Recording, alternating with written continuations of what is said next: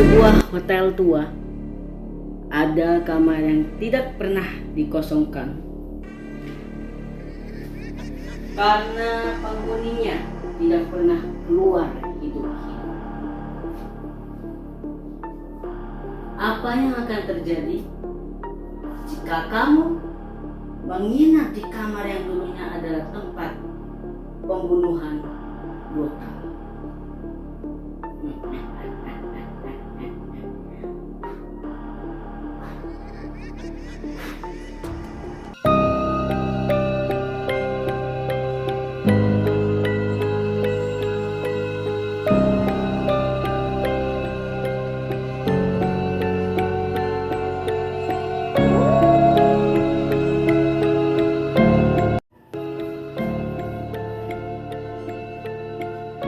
Ini adalah kisah kamar 314, kamar tempat pembunuhan berantai.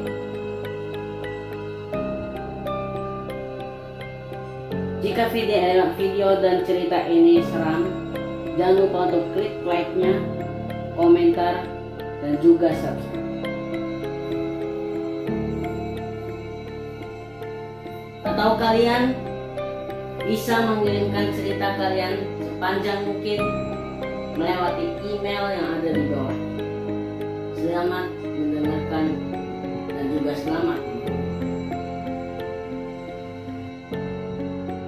Rina, seorang turis muda yang tiba di Hotel Majestic, yang titiknya yang terletak ada di pinggiran kota. Ia memesan tiketnya di kamar 314 tanpa mengetahui kejanggalan atau sejarah kelam atau titik gelapnya di balik nomor kamar 314 di Hotel Majestic. Saat Rina memasuki kamar, ia merasa tidak enak.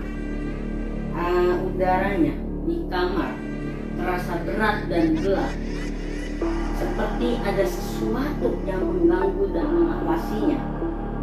Tiba-tiba lampu di kamar mati dan suara langkah kaki terdengar dari luar kamar. Rina mencari sumber suara tersebut, tetapi tidak menemukan apapun.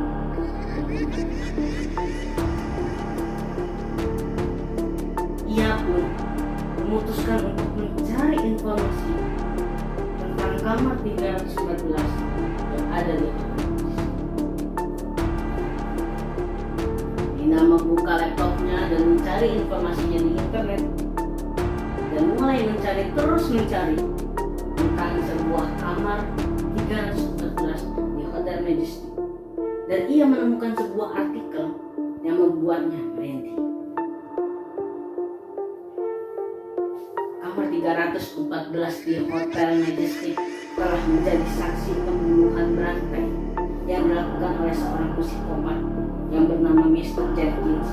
Ia telah membunuh 7 orang tamu hotel di kamar tersebut sebelum akhirnya ditangkap oleh polisi. Rina merasa bulu kuduknya berdiri.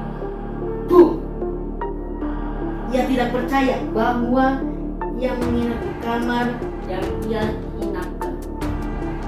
Maksudnya kamar nomor 314 itu adalah sebuah peristiwa yang terjadi pada tahun sebelumnya.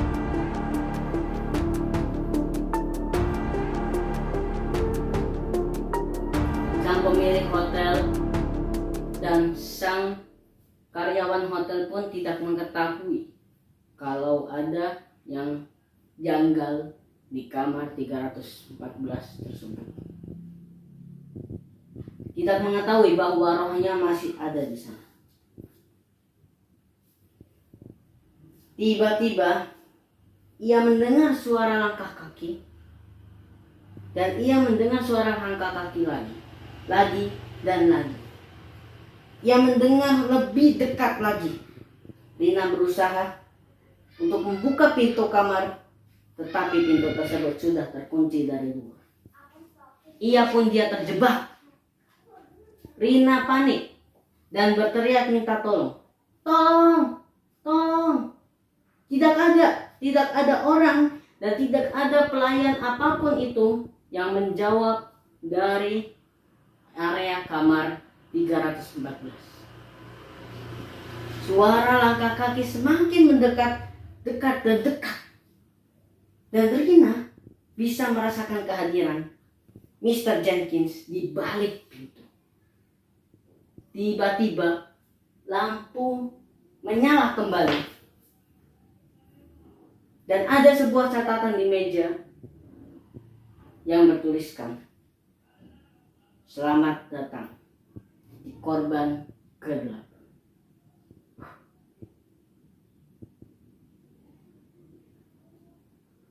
Rina seperti merasa terkena petir. Ia berusaha berlari ke arah jendela, tetapi Mr. Jenkins sudah berada di dalam kamar. Ia tidak bisa bertahan lagi.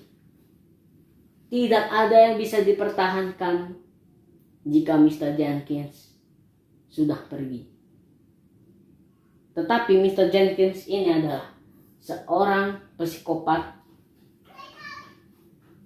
yang tidak ingin jika di kamar 314 ini tidak ada korban dan tidak ada tewas apapun itu.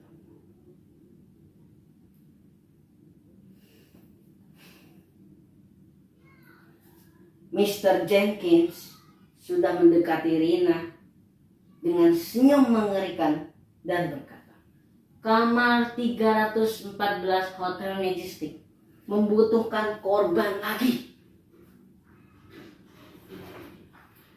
Rina berteriak sekuat tenaga, tetapi tidak ada suara pun, tidak ada yang menolong dia di area kamar tersebut. Dan terhenti teriakannya oleh tangan Mr. Jenkins karena ia menutup mulutnya.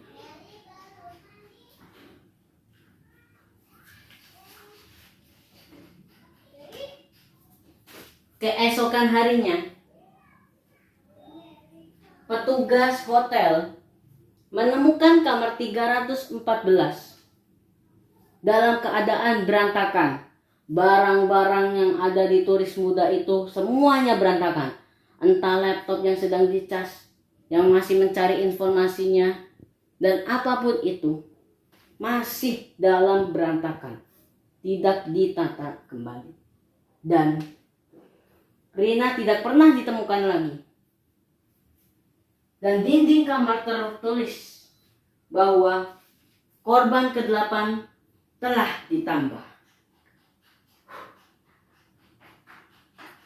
Beberapa tahun setelah kejadian hotel dijual, hotel itu telah dijual ke pemilik baru. Mereka memutuskan untuk merenovasi yang aslinya kamar nomor 314 dan direnov menjadi kamar 315. Tetapi apa? Tetapi tamu yang menginap di Hotel Majestic tersebut masih sering melapor dan mendapatkan sosok Rina dan Mr. Jenkins. Apapun itu korbannya, banyak sekali korban yang telah dimakan olehnya. Dan saat itu seperti Rina sebelumnya.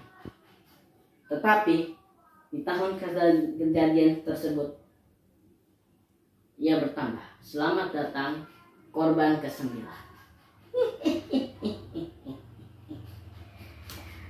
Kesimpulan dari kalian sekarang, janganlah kalian bernegatif thinking dan janganlah kalian percaya apa itu hal gaib, mitos dan yang lainnya. Tetap bersatu dengan Tuhanmu.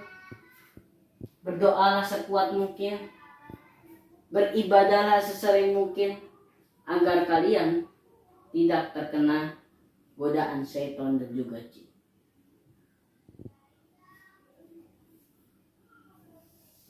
Ini adalah program pertama, Story Horror Rifki Anugrah. Jika kalian mempunyai cerita panjang, jika kalian mempunyai pengalaman pribadi kalian, kirim di email yang ada di bawah. Dan jangan lupa untuk klik like-nya, komen, dan juga subscribe. Dan jangan lupa share kepada teman kalian. Dari saya cukup sekian. Kita akan kembali di minggu selanjutnya. Bye bye. See you next.